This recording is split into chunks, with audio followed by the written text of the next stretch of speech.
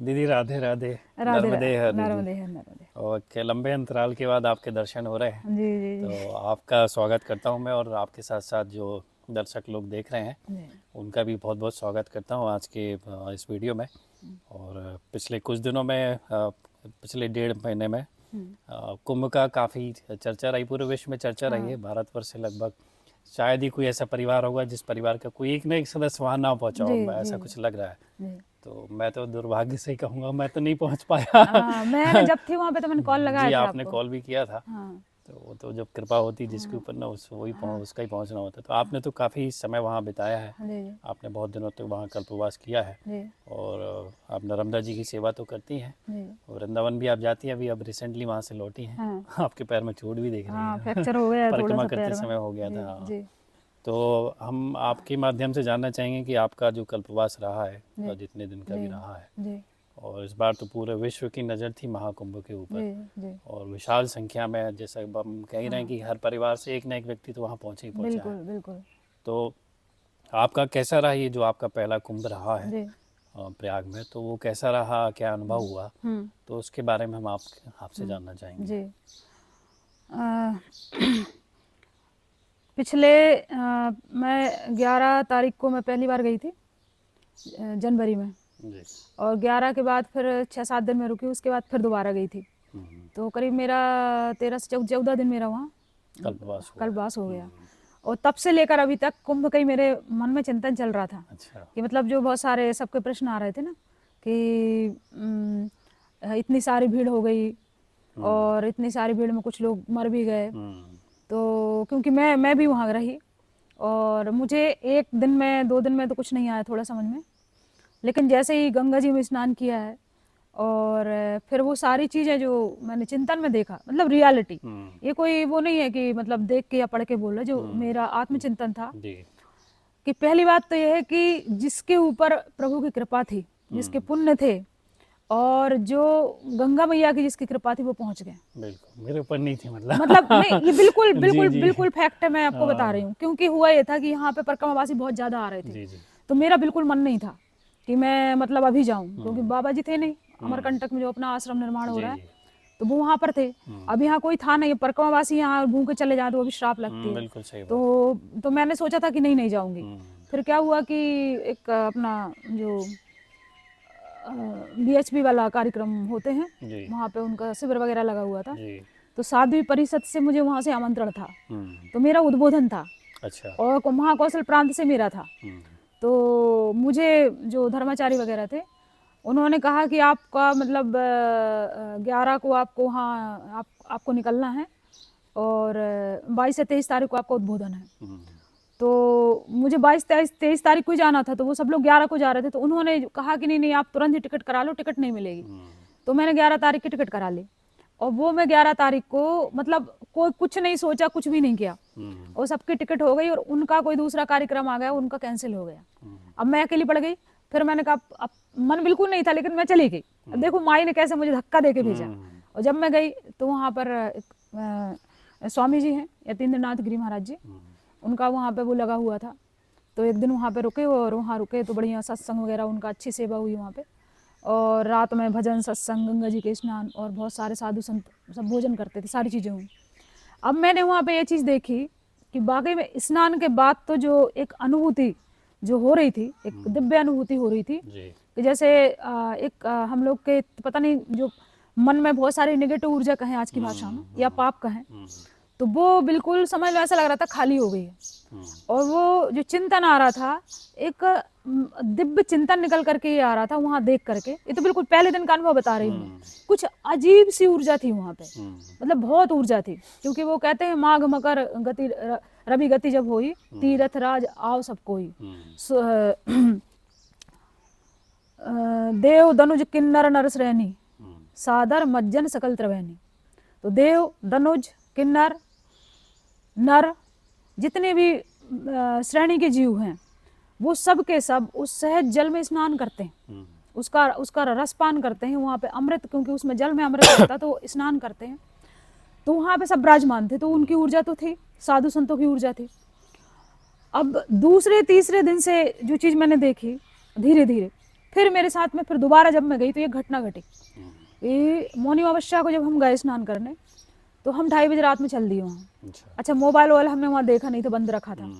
तो हमने कहा नहीं 2:30 बजे चलेंगे और सुबह में जो है 3-4 बजे स्नान करेंगे। और चलते चलते चलते आधी दूर तक तो चले गए, वहाँ से करीब 2.5 से 3 किलोमीटर दूर था, 3 या 4 किलोमीटर, 2.5 हम लोग बिल्कुल किनारे पे पहुँच गए। और देखते देखते जब भीड़ मतलब उमड़ी और हम भीड़ में फंसे तो समझ लो कि ऐसा था कि इधर से उस पिलर तक जाना भी समझ लो ऐसा लग रहा था कि पूरा दिन बीत जाएगा। और इस इतने तरीके से हम फंसे कि मतलब बस भगवान, अब तुम्हारी याद आ रही थी कि कहाँ से आ गए, मतलब ऐसा लग रहा था कहाँ से आ गए। अब मैंने कहा मैं तो किसी तरीके से मुझे निकाल लो, कुछ भी मतलब ऐसा लग रहा था कि बस अब अंतिम समय आने वाला है। सबकी यही स्थिति थी वहाँ पे। अब ये नहीं समझ, कोई पता नहीं चल रहा था, कोई बोल रहा था यहाँ गंगा जी, कोई बोला यहाँ कोई यहाँ है। अब एक तो मुझे वो थोड़ी प्रॉब्लम भी हो गई शुगर वाली, तो मैंने कहा कि यार वैसे माई की ऐसी कृपा रही कि वो जल की जो ठंडी हवा थी वो आ रही थी। और मैं प्रार्थना ये कर रही थी माई से कि माई मेरा तो ठीक है, अपनी ये ठंडी हवा थोड़े लोगों में देते रहो कि चक्कर खा के लोग गिरे ना। फिर जैसे तैसे करके तो एक माता जी आई हुई थी हमारे साथ में, रुकी थी, उनने 12 वर्ष नर्मदा परिक्रमा की। 12 वर्ष मतलब उन्होंने पूरे तट पे 12 वर्ष में उनकी 2 बच्चियों को लेकर के, पति को लेकर के। अभी तो उनके पति शांत हो गए, तो किसी ने मेरे बारे में बता दिया तो वो उन्हें मेरे साथ ही रुकवाया गया। तो जो हमारे वहाँ सब साध्वी थी तो वो लोग सब चली गई, उनको छोड़ दिया। तो मैंने कहा मैं इनको तो नहीं छोड़ सकती, तो मैं उनको लेके गई, उनका हाथ पकड़े रही। 65-70 साल की थी वो। अब ले जाके वहाँ तक जाके बिल्कुल जैसे जब भीड़ में पहुंचे तो हमारा उनका हाथ छूट गया। अब हाथ छूटा तो हम तो फिर टर्न होके दूसरी जगह से हमने कब आगे जाके कहीं ना आएंगे, तो हम तो निकल के और वैसे धक्का लगते लगते वापस आ गए। अब वो छूट गई वहीं। अब मुझे इतनी तकलीफ हुई, मैंने कहा अरे कहाँ जाएंगी, कैसे करेंगी, और इनको पता नहीं कि स्नान होता कि नहीं होता है। अब मैं देखते देखते 2 घंटे तक मैं रास्ते में वेट करती रही उनका। अब उनके साथ में बताई उन्होंने कि मैंने तो माई को याद किया, तो बोले एक बुढ़िया आई, मतलब उनसे भी कोई वृद्ध थी, कहीं तुम मुझे स्नान करवा दो।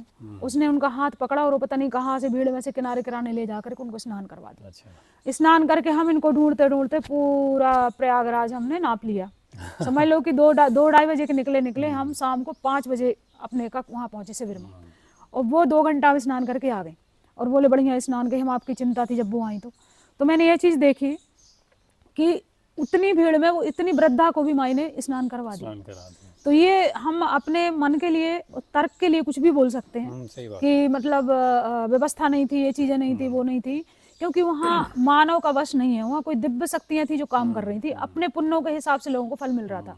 इसमें कोई अतिशयोक्ति नहीं है। ये मेरा उदाहरण मैं खुद बता रही हूँ। मैं वहाँ संगम में स्नान मैं नहीं कर पाई, मतलब आगे चल के मैंने, क्योंकि उनका वेट करती रही, तो आगे चल के मैंने कहाँ स्नान किया मुझे भी नहीं पता कि वो संगम है कि नहीं है, लेकिन उनको स्नान हो गए। और वो गंगा माता किसी भी बुढ़िया के रूप में आई, जो भी आई, वो उतनी भीड़ में जहाँ निकलने की जगह नहीं थी। वो चमत्कार से कम नहीं है, वो चमत्कार ही था कि वो आ गई। दूसरी चीज, अब जो लोग बोल रहे हैं कि मतलब भीड़ में मर गए हैं लोग, है ना, तो अब ये तो प्रशासन ने तो ये नहीं बोला ना भाई कि तुम सभी लोग आ जाओ। सही बात। अब उन्होंने तो व्यवस्था जैसी है वो कर रहे हैं। अब एक की व्यवस्था हम 50 लोग पहुंच रहे तो प्रशासन क्या करेगा। सही बात। और फिर भी इतनी बड़ी व्यवस्था का जो योगी जी ने व्यवस्था की है वो वाकई में सलूट करने लायक है, इसमें कोई दो मत नहीं है।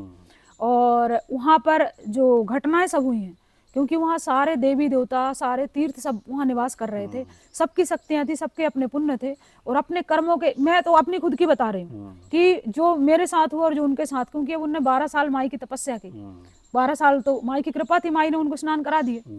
ठीक है, हम मेरे भी हुए लेकिन थोड़े रुक के हुए, मेरे बाद में हुए, लेकिन उनको तो जैसा वो चाहिए थे उतनी भीड़ में से चमत्कार हुआ।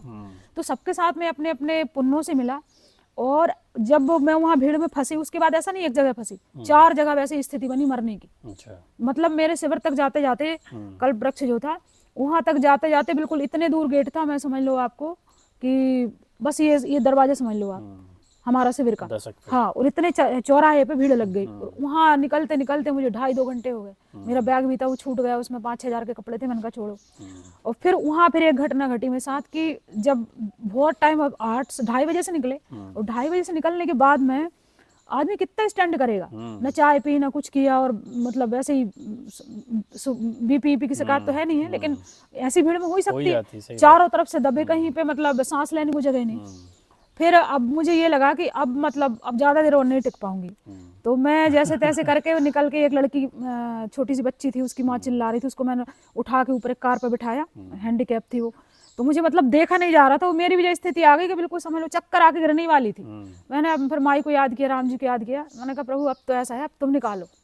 अब मैंने कहा अब बस की बात नहीं है। और सच में मतलब एक ऐसा बैरियर था, पुलिस वाले थे वहाँ पे, तो थोड़ा सा मैं कैसे वैसे करके उस बैरियर के पास में खड़ी हुई, मैंने ऐसा सिर से टिक गई। वो उतना ही था, आगे पीछे बिल्कुल भीड़। और जैसे ही मैंने याद किया कि मैंने कहा प्रभु अब तो निकालो, इतने में एक पुलिस वाले आए, पता नहीं कहाँ से आए, भीड़ को चीरते हुए, बोले मुझे आगे निकलने दो। वो पीछे ऐसा आश्रम था, एक आश्रम बना हुआ था, उसका गेट था बहुत बड़ा टीन का, तो अच्छा था। वहाँ पीछे 7-8 पुलिस वाले थे जो उसको रोक के रखे हुए थे, क्योंकि भीड़ चाह रही थी कि ये खुल जाए तो हमें थोड़ी सांस लेने मिल जाए। तो वो आया तो मैंने क्या किया, उसकी जो है ना जैकेट पकड़ ली पीछे से, और जैकेट पकड़ के मैं मतलब उसके पीछे पीछे चली गई। और जैसे ही मैं गई तो वैसे ही लुंगी कुर्ता पहनी थी। तो अब वो पुलिस वाला बोला भाई हम स्टाफ से हैं, आप खोलो, तो खोलो गेट तो खोलो, मतलब कुछ लोग मरने वाले हैं, इनको बोले अंदर करना अंदर करना। तो उन्होंने गेट नहीं खोला, गाली वाली करने लगे। फिर मैं जैसे ही थोड़ा सा दिखा तो मैंने कहा भाई मैं तो साथ भी हूँ, थोड़ा आप गेट खोलो। तो उतने लोगों में से उसको पता नहीं किया हुआ एक बंदे को, उसने गेट थोड़ा सा गेट खोला, उसमें से मुझे अंदर किया और गेट बंद। अब ये चमत्कार था। अब ये जब मैं पूरे टाइम ये सोचती रही, और मैं जब वो भीड़ को देख रही थी ना, हालांकि मुझे कष्ट नहीं हो रहा था, मुझे ऐसा लग रहा था कि मैं कोई पिक्चर देख रही हूँ। जैसे एक पीड़ा होती है, एक घबराहट होती है, वो कुछ नहीं हो रहा था। बस ये लग रहा था कि अब गिरने वाले हैं, चक्कर आने वाले हैं, क्योंकि अब बहुत समय 2:30 बज गए हैं सुबह का, 12 घंटा हो गए चलते चलते, खड़े होते होते। तो मैं ये देख रही थी, मतलब जो दृश्य जहाँ देख रही थी, चारों तरफ भीड़, और वहां पे किसी की परवाह ही नहीं थी कि भाई कोई मर रहा है कि जा रहा है, सबको अपनी अपनी परवाह। तो ये एक दृश्य जो इसका बिल्कुल मैं आपको सार बताती हूँ कि कुंभ का जो दृश्य मुझे एक समझ में आया कि वास्तविक जो इस मानव जीवन का वास्तविकता है वो यही है कि ये हम लोग कितने जन्मों से ऐसी भीड़ में आके घूम रहे हैं, कौन कहाँ जा रहा है, कोई किसी का नहीं है, कोई मर रहा है, किसी को कोई चिंता ही नहीं है। और एक बार अगर कोई खो गया तो पता नहीं कितने दिन बाद मिल रहा है। तो वो पूरा जो दिव्य एक चिंतन था ना, वो मुझे ये लग रहा था यार हम कहाँ माया में भटके हैं, हम कहाँ इन चीजों में मतलब अपने आप को दुखी कर रहे हैं, अपने आप कोई चीज नहीं मिल रही तो उसके लिए रो रहे हैं, कोई क्या बोलते कोई इच्छा पूरी नहीं हो रही तो हम दूसरे को मार काट मचा रहे हैं। ये तो मतलब वो ये तो कुछ क्षण के लिए है, जहाँ से हम आए हैं, इस घर से गए हैं, इस माया से गए हैं, इस वैभव से गए हैं, इस सारी चीजों से, ये कुछ क्षण के लिए। वास्तविकता तो ये है, मुझे ऐसा लग रहा था कि 84 करोड़ की योनियां मुझे दिखाई दे रही थी कि भाई हम अब ये समझ में आया कि जब उस समय जब फंसे और भगवान को जब मैंने याद किया ना, वो गजग्राह के जैसे तरीके से, तो वाकई में भगवान उतने समय पुलिस वाले का रूप रख के आए और उसने मुझे वहां तक कर दिया, उसको खुद घुसने नहीं मिला और मुझे अंदर कर लिया।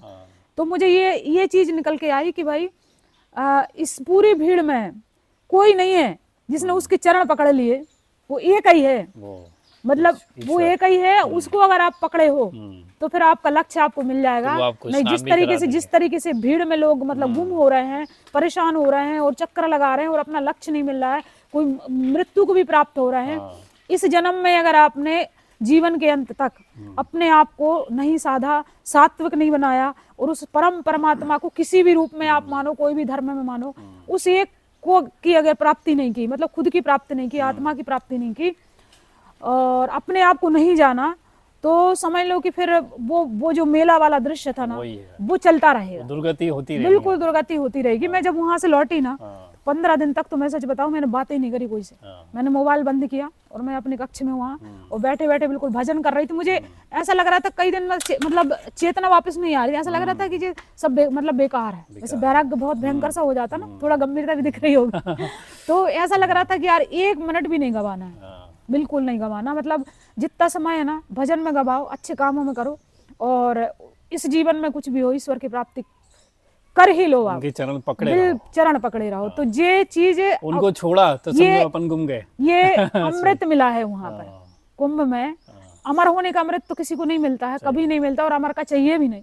लेकिन जो हमें जीवन का अमृत और वो जो मरने का विष जो वहां पे पिया कि बिल्कुल सामने मृत्यु हो, उसके बाद जो मिला चिंतन, तो ये हमें इस संसार के माया से डिस्ट्रैक्ट कर दे, उससे हमारा अलगाव हो जाए। तो यही तो हमें बहुत बड़ा अमृत है। सही बात है। हम इससे अभाव में नहीं मर रहे हैं कि हमारे पास ये नहीं है। हम अभाव की जो हमारे अंदर सोच है, मानसिकता है। जैसे एक भिखारी होता है और एक बैरागी संत होता है, तो सही है। उसके पास भी कुछ नहीं होता है, दोनों, लेकिन हाँ। लेकिन वो फकीरी मिजाज होता है उसका, वो शहंशाह होता है। क्यों होता है? क्योंकि उस अभाव का प्रभाव नहीं है उसके अंदर। उसके अंदर अभाव है और जो नहीं, भिखारी होता है उसको अभाव का प्रभाव है। भाव से भरे हुए हैं वो, हाँ इसलिए अभाव हाँ, नहीं तो है। हमारे संत। अंदर ये चीजें आना चाहिए कि हमारा कुछ नहीं है, कुछ भी नहीं है, ये सब ईश्वर का दिया हुआ है, और जिसका है उसका है।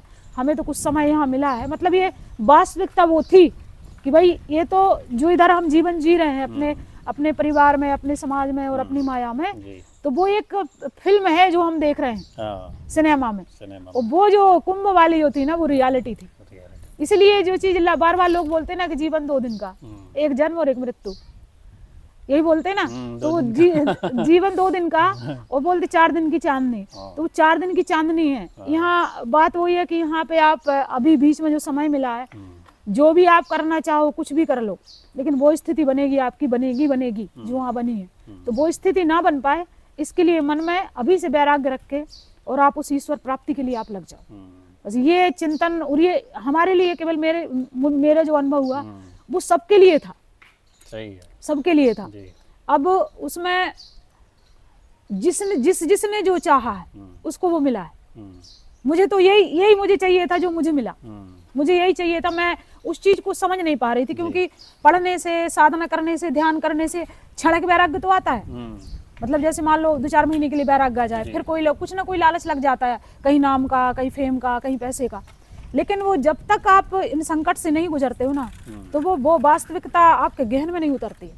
और यही मंथन हुआ है उसका, और ये अमृत सबको मिला अपने हिसाब से, जिसको जो जो चाहिए था वहाँ सबको मिला।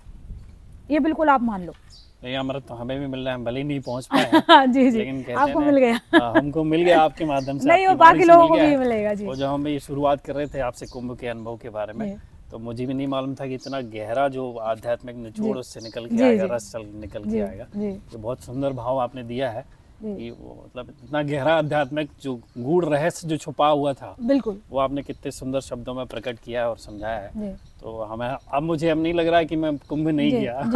मुझे ऐसा लग रहा है कुंभ के जो सार का जो स्नान है, वो मुझे आपकी वाणी के माध्यम से यहाँ पे मिल रहा है। तो बहुत सुंदर आपने भाव प्रकट किया है, और मुझे पूरी उम्मीद है कि जो लोग नहीं जा पाए हैं या गए भी हैं, तो शायद ये दृष्टि तो उनको नहीं मिली होगी। तो कम से कम वीडियो के माध्यम से इतना जीवन को जो सार है वो आपकी वाणी के माध्यम से इतना समझ में आ जाए और उसको अपना ले। जी जी, बिल्कुल।